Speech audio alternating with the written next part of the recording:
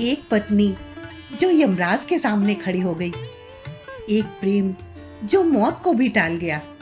वट सावित्री व्रत सिर्फ एक व्रत नहीं, बल्कि सती सावित्री की वो गाथा है जिसने पति की जान तक वापस ला दी।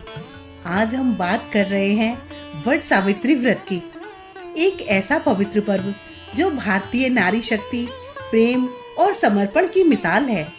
आज के वीडियो में हम आपको बताएंगे इसकी पौराणिक कथा, महत्व, पूजा विधि और इसके पीछे छिपे गहरे रहस्यों को। आज हम आपके लिए लेकर आए हैं इस अद्भुत पर्व की पूरी कहानी, जो आज भी लाखों महिलाओं की आस्था का प्रतीक है।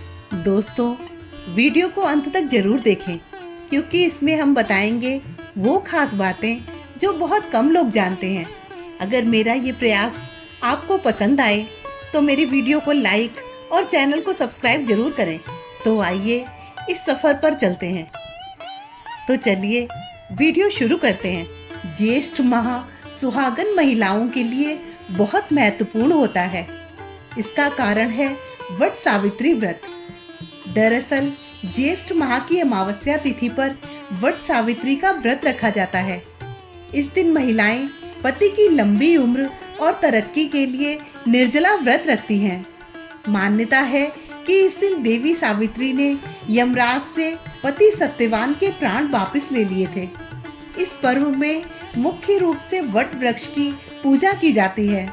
कहा जाता है कि इस पेड़ में ब्रह्मा, विष्णु और शिव जी का वास होता है, इसलिए इसकी उपासना करने से तीनों देवताओं का आशीर्वाद प्राप्त होता है। आइए जानते हैं वट सावित्री व्रत की सही तिथि और शुभ मुहूर्त के बारे में। हिंदू पंचांग के अनुसार इस साल वट सावित्री व्रत 26 मई सोमवार को रखा जाएगा। पंचांग के अनुसार अमावस्या तिथि दोपहर 12:11 से शुरू होगी और 27 मई की सुबह 8:31 पर समाप्त होगी। इस दिन विवाहित महिलाएं पूरे दिन व्रत रखती हैं और वट वृक्ष की पूजा कर सावित्री सत्यवान की कथा सुनती हैं। ये व्रत खास तौर पर पति की दीर्घायु और पारिवारिक सुख शांति के लिए किया जाता है। वट सावित्री व्रत के लिए पूजा के 3 शुभ मुहूर्त बन रहे हैं।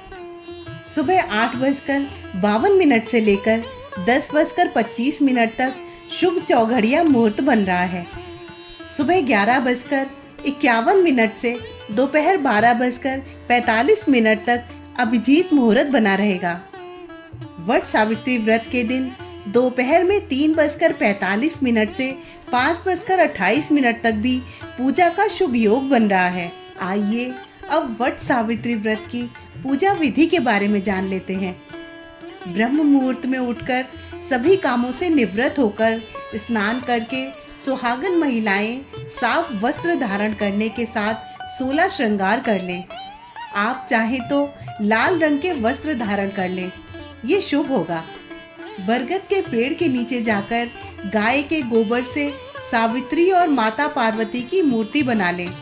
अगर गोबर उपलब्ध नहीं है तो 2 सुपारी में कलावा लपेटकर सावित्री और माता पार्वती को प्रतीक के रूप में रख लें। इसके बाद चावल, हल्दी और पानी से मिक्स पेस्ट को हथेलियों में लगाकर 7 बार बरगद में छापा लगाएं। अब वट वृक्ष में जल अर्पित करें, फिर फूल, सिंदूर, अक्षत, मिठाई, खरबूज सहित अन्य फल अर्पित करें। फिर 14 आटे की पूड़ियाँ लें और हर एक पूड़ी में 2 भिगोए हुए चने और आटा गुड़ के बने गुलगुले रख दें और इसे बरगद की जड़ में रख दें। फिर जल अर्पित कर दें और दीपक और धूप जला दें। फिर सफ़ेद सूत का धागा या फिर सफ़ेद नॉर्मल धागा, कलावा आदि लेकर वृक्ष के चारों ओर परिक्रमा करते हुए बांध दें। 5 से 7 या फिर अपनी श्रद्धा के अनुसार परिक्रमा कर लें। इसके बाद बचा हुआ धागा वहीं पर छोड़ दें। इसके बाद हाथों में भिगोए हुए चने लेकर व्रत की कथा सुन लें। फिर इन चने को अर्पित कर दें। फिर सुहागन महिलाएं माता पार्वती और सावित्री को चढ़ाए गए सिंदूर को 3 बार लेकर अपनी मांग में लगा लें। अंत में भूल चूक के लिए माफी मांग ले। इसके बाद महिलाएं अपना व्रत खोल सकती हैं। व्रत खोलने के लिए बरगद के वृक्ष की एक कोपल और 7 चने लेकर पानी के साथ निगल लें। इसके बाद आप प्रसाद के रूप में पूड़ियाँ, गुलगुले आदि खा सकती हैं। दोस्तों, आइए अब आपको सावित्री और सत्यवान की वो पौराणिक कथा सुनाते हैं जिसके बिना वट सावित्री व्रत अधूरा माना जाता है। और अब सावित्री यमराज के पीछे पीछे चलने लगी। यमराज ने रोका, पर सावित्री ने धर्म, भक्ति और बुद्धिमत्ता से उन्हें प्रभावित कर लिया। अंत में यमराज ने सावित्री से वर मांगने को कहा। सावित्री ने पहले अपने ससुर का राज्य, फिर 100 संतानें मांगी। यमराज ने वर दे दिया, लेकिन फिर उन्हें समझ आया कि बिना सत्यवान के ये संभव नहीं है।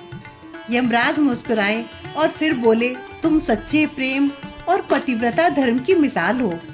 उन्होंने सत्यवान का जीवन लौटा दिया। इस प्रकार सावित्री की दृढ़ निष्ठा और भक्ति ने मृत्यु को भी हरा दिया। अगर आप वट सावित्री का व्रत रख रहे हैं तो ये जरूर ध्यान दें कि व्रत में क्या खाना चाहिए और क्या नहीं खाना चाहिए। व्रत के दिन शरीर को स्वस्थ रखने और ऊर्जा बनाए रखने के लिए कुछ चीज़ों का सेवन किया जा सकता है, जैसे कि सेब, केला, आम, बादाम, काजू, किशमिश आदि चीज़ें खाई जा सकती हैं। ये ऊर्जा के अच्छे स्रोत माने जाते हैं। इसके अलावा साबूदाना या समा के चावल से बनी खिचड़ी, हलवा या पुआ भी खा सकते हैं। इसके अलावा शरीर में जल की कमी ना हो, इसके लिए नारियल पानी और नींबू पानी का सेवन भी फायदेमंद हो सकता है। व्रत की शुद्धता बनाए रखने के लिए कुछ चीज़ों से पूरी तरह परहेज करना चाहिए, जैसे कि गेहूं, चावल और दाल जैसे अनाज वर्जित होते हैं। अंडा, मांस और मछली जैसे तामसिक भोजन भी व्रत में नहीं खाने चाहिए। प्याज और लहसुन को भी तामसिक माना जाता है, इसलिए इनसे भी परहेज जरूरी है।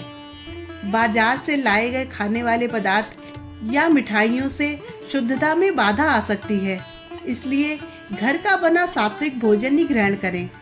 इसके अलावा तले भुने और अधिक मसालेदार भोजन से भी बचना चाहिए, क्योंकि ये शरीर को भारी बना सकते हैं। साथ ही इससे आपका व्रत भी खंडित हो सकता है। दोस्तों, वट सावित्री व्रत सिर्फ एक परंपरा नहीं, बल्कि एक प्रेरणा है, सच्चे प्रेम, नारी शक्ति और आस्था की। अगर आपको ये वीडियो पसंद आया हो तो इसे लाइक करें, शेयर करें और कमेंट में जय सावित्री माता जरूर लिखें। ऐसे ही पौराणिक और प्रेरणादायक वीडियो के लिए हमारे चैनल को सब्सक्राइब करना ना भूलें। आप सभी को वट सावित्री व्रत की हार्दिक शुभकामनाएं।